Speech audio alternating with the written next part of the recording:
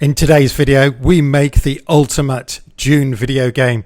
That's right, we make the game that the worm wants to be, because the worm is the absolute true hero of this show and definitely should be thing. If you've ever played Snake before, you know the gameplay, but with this Dune edition, you're going to love it. Here we go. Let us get started on our worm/snake game, and we're doing this in very Dune style. Notice how I've made a big obvious red block there, and that enables us to do it. One other very important thing is make your second costume quite a bit smaller than the first one, because this is how the code actually works.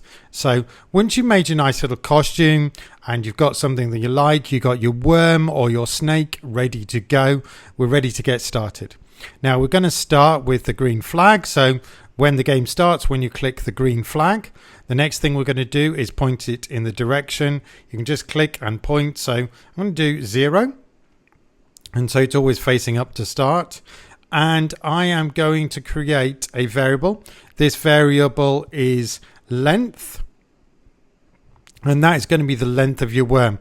But actually, it's also a timer, and I've used it for quite a lot of things so that you don't have to handle lots of variables. So when we start, we're going to set our variable to 0.5. And that will mean that you've got a bit of a worm to get started. You know, you don't want a complete baby worm, do you?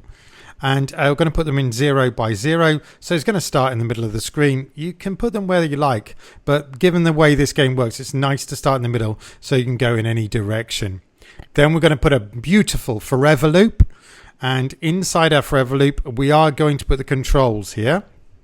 And we are going to use the sensing, and that's a little bit quicker, but it also enables you to make start screens and things like that later if you change your mind. I am going to do AWSD because that's what the students keep telling me they want. So W for up in this occasion, and we need to do that for each direction. And Y means you move up and down, and X means you move left and right. So in one direction you go +5, and in the other direction you go -5. So that's a really nice way to do it. And put that all together. And off we go, put them all in the right direction. Here we go.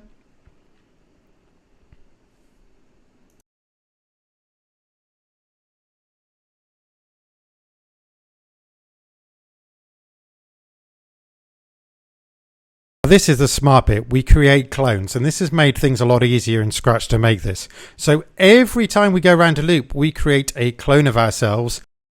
The clone is going to do two things. Firstly, it's going to detect if it crashes into itself, and we do that by using that color. Remember that we use that little bit of red, and that red was there for a reason, so that you only use that tiny bit of red that is there for you, and that's the only bit you're going to crash into. And it does need to be unique color, so make sure you don't do anything the same color. And then what happens is you're going to stop. So our length variable is very important because that's the length we wait before we delete it. And so literally every time you go around the cycle, it's creating another clone, but it's adding a little bit more here and a little bit more length. And so that's really nice. Now, the final thing I need to do is I need to add a little delay before I start my detection. Otherwise, it tends to be on top of each other. And now you can see a nice, simple worm that goes around.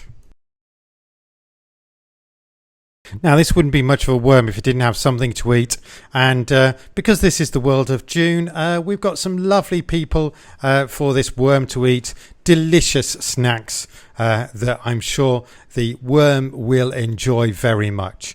And so what we're going to do is go to a random position, just anywhere, and then we have a little forever loop and an if statement. So if you touch the worm,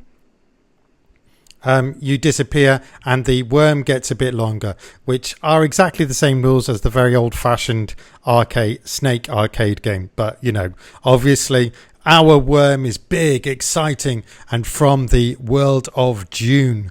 So it's going to be like that. So, yeah, this code is quite simple and quite fun. However, this really is only the start of what you can do. So I am going to show you a little bit of the possibilities of what can happen in a few minutes. For a bit more of an advanced game, we could add the harvester, and the harvester will of course be moving around and trying very hard to avoid you, which is why it will disappear after it's been a while, and it's going to move diagonally as well, which makes it a little bit more tricky, although because of the way we've done our inputs, it's quite easy for your worm to also move diagonally. So please don't worry. I don't feel my worm is going to go too hungry. It's going to enjoy that lovely experience. And so what's going to happen is that it's going to go and it's going to disappear and it's going to appear again. We're also going to use a little bit of some broadcast so that's a little bit easier to find. So you can see that it just repeats for 100 and then eventually it is going to disappear. So I'm just coding that up now as quick as I can for you. Works in a similar way to the person in the fact that they generally end up going to different places and different spots. And I'm just testing my code out there, making sure it all works okay, and putting in the extra part to actually detect it. I'm also going to try and make it so that if it just hits the side of the worm, it's not going to do the same. So I'm going to add a little and in a minute just to help us do that. And as you can see, I'm going to use a broadcast because I need this bit of code twice. So that's a nice way to do it. And I'm just literally going to call it hide harv, which is hide the harvester, for anybody who's quite familiar with Dune. Hopefully I haven't given you any spoilers, and I will say this is very loosely following the plot of Dune, and it's more from the point of view of the worm. I feel gets a bit of raw deal in some ways. I do think the latest film gives the worm a bit more credit, looks a bit more awesome or inspiring and beautiful, and these worms are just trying to survive. It's not their fault all these humans are around trying to take things from it and sort it out and cause trouble.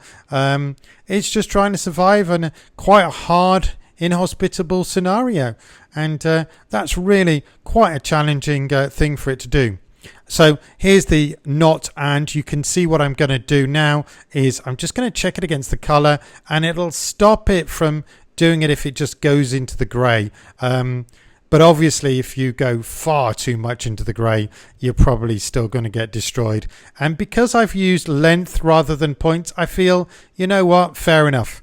It's quite funny when you see it in its original certificate. It doesn't quite look the same, does it? There you go. There we are, our beautiful thing. And I will show you a little advanced version.